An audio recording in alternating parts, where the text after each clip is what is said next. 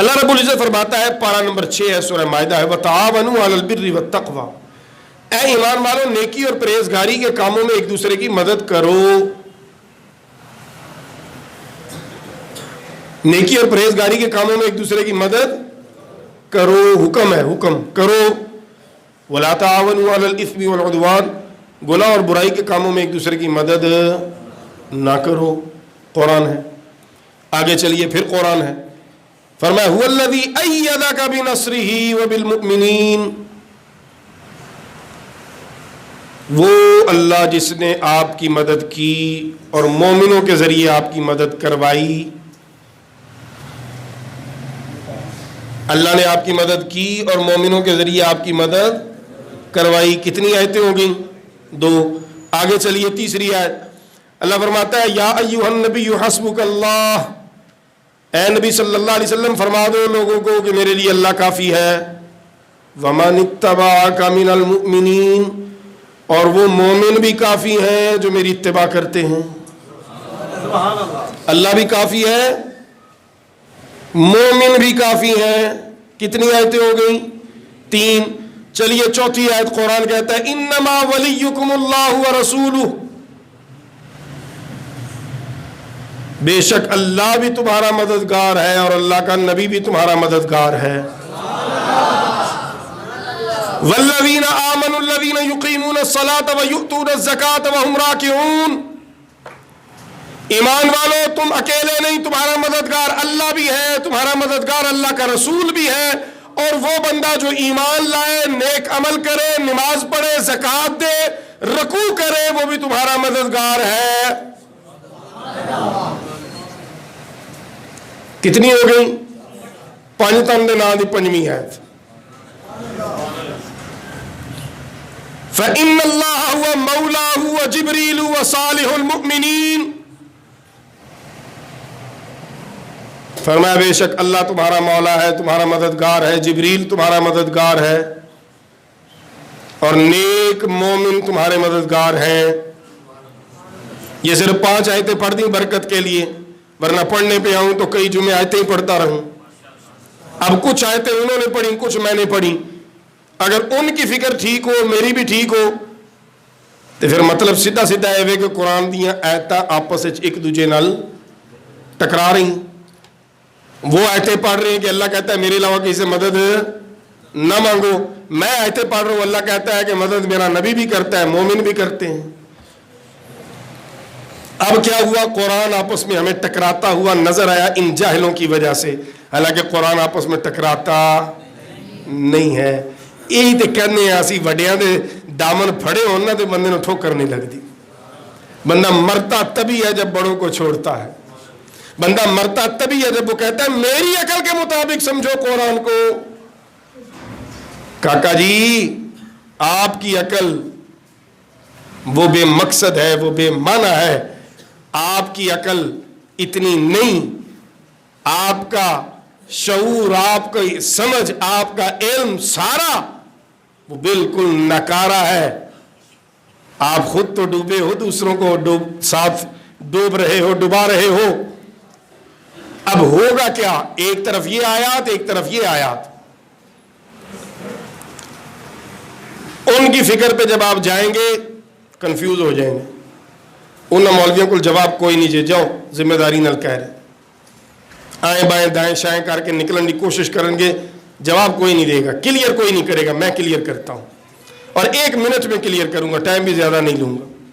جہاں جہاں اللہ نے فرمایا ہے کہ میرے علاوہ کسی سے مدد نہ مانگو، اللہ نے نفی کی ہے ان کی مدد کی جو اللہ کو چھوڑ کے دوسروں کی مدد مانگتے ہیں، بتوں کو کہتے ہیں تو سانو پتر دے دے. رب فرماندا ہے خبردار، اے کون ہوندا ہے دین والا؟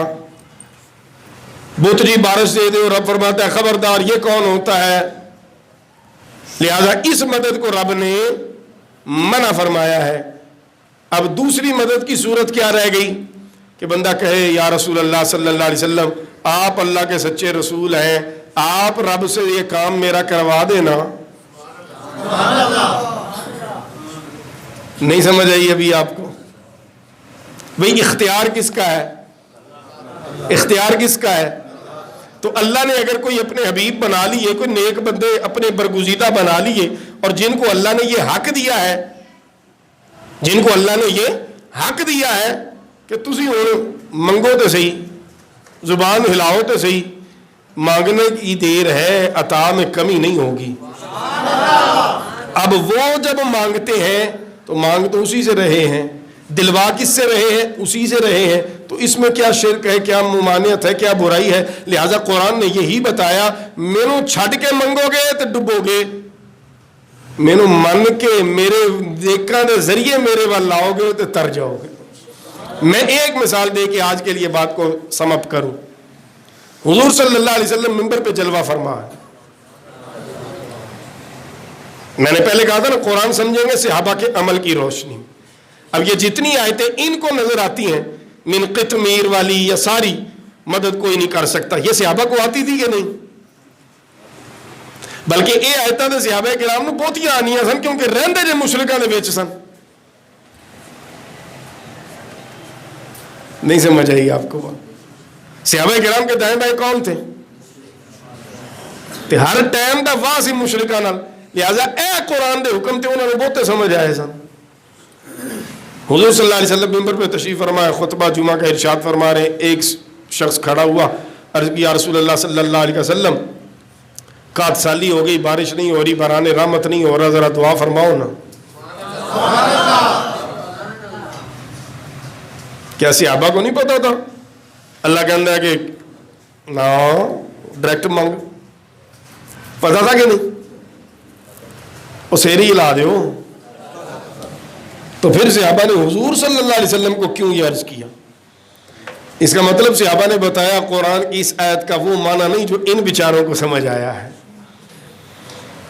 قرآن کی آیت کا وہ معنی نہیں جو ان بیچاروں کو سمجھ آیا ہے، قرآن کی اس آیت کا معنی ہم تمہیں سمجھاتے ہیں۔ عرض کیا یا رسول اللہ صلی اللہ علیہ وسلم، بارش نہیں ہو رہی، ذرا کرم فرمائے۔ صحابہ فرماتے ہیں حضور صلی اللہ علیہ وسلم نے دستے سوال دراز فرما دیا۔ فرماتے ہیں آسمان پہ نا بادل کا ایک ٹکڑا بھی نہیں تھا، سورج پورے آب و تاب سے نکلا ہوا، ایک ٹکڑا بادل کا نہیں۔ کہتے ہیں جب آقا کریم علیہ الصلوۃ والتسلیم کے دستے شفقت اٹھے تو یوں بعد میں ہوئے، بادل آ بھی گئے اور جم کے برسنا بھی شروع ہو گئے۔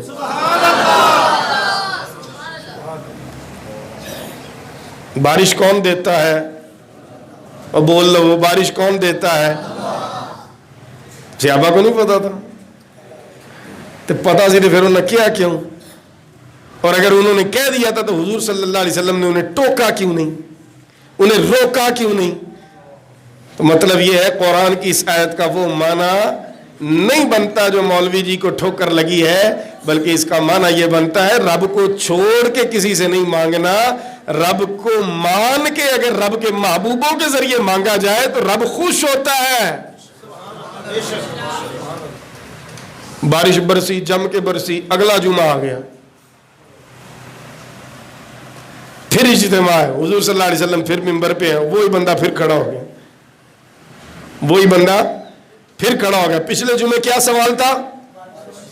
انہیں اس جمعے کھڑا ہو کے کہنا بند بھی کروا دو،